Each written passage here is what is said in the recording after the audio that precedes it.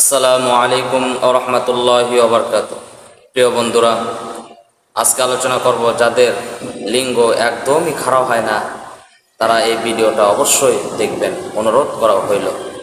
আর যারা আমার এই চ্যানেলে নতুন, অবশ্যই দয়া করে সাবস্ক্রাইব করে আমার চ্যানেলের সঙ্গে থাকবেন।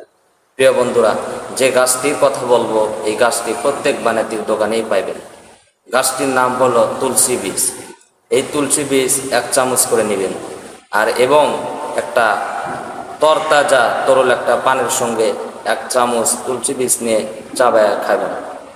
খাওয়ার পর রসটুকু গিলে খাবেন এবং ছোকলাগুলো যদি চান গিলে খাবেন, আর যদি না খান তাহলে ফেলায় দিবেন।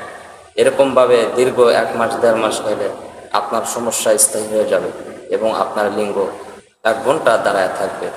আর যদি সহবাসের পূর্বে খান তাহলে অন টাইম রেজাল্ট পাবেন। অবশ্যই দয়া করে এই কাজটি করবেন। ধন্যবাদ।